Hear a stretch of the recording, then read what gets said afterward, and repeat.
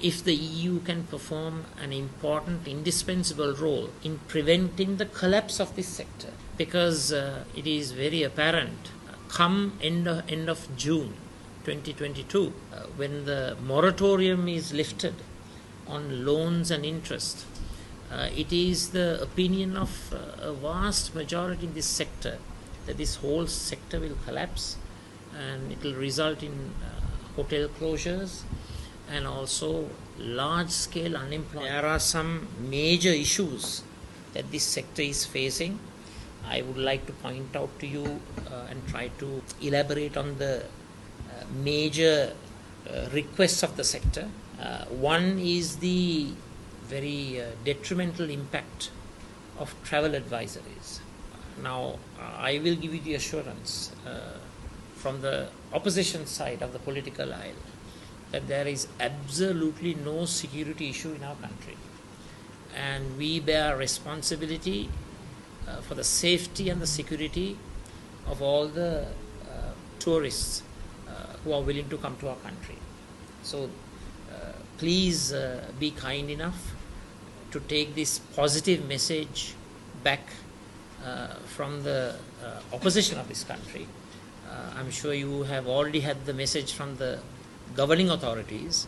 Sri Lanka is safe to travel, and we would very humbly and kindly request the members of the EU that if there are travel advisories that are detrimental, we would earnestly request you, humbly request you, to reconsider the imposition of such advisories. There has been, ever since COVID and ever since the Easter Sunday attacks, a general moratorium on loans and interest, which is about to end of June 2022.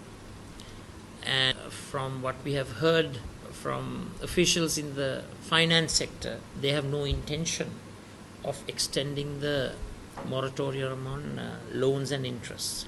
Now, if I may just go back and point out some figures. 2019 December, the rough estimate of debt in the tourism sector was 304 billion rupees, and this consisted of taking the entire banking sector, it was about 3.7% of total loans and 27% of total capital in the entire banking sector, which amounted to the tourism arena. Now, recent estimates have shown that this figure has grown to an approximate total of 500 billion in its entirety. 500 billion.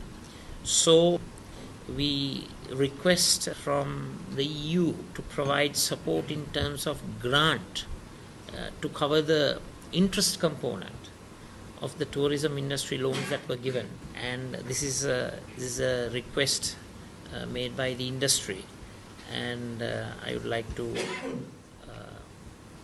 mention that to you with great stress, because in addition to providing support as far as interest is concerned, there is also a need for your support to restructure tourism debt.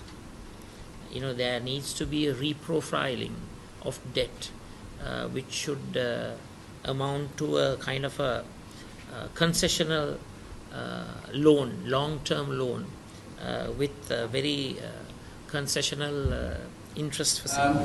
Travel advice, yes, of course, it's an important element. It's, as you know, it's done by our member states. So as the European Union, we don't have an authority there.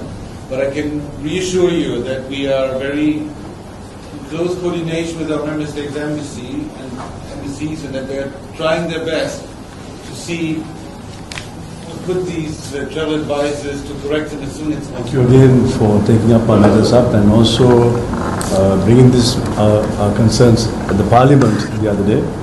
It was very well received, not only by the fellow parliamentarians but also in the industry as a whole.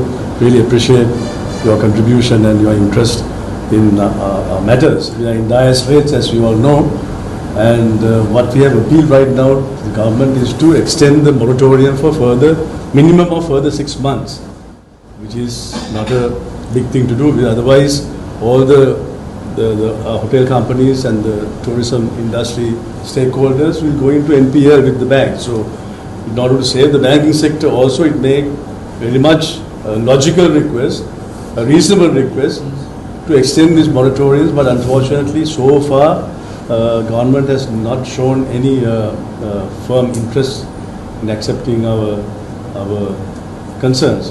But we hope and pray that they will do this. Union, especially hearing from the opposition leader, will give that confidence also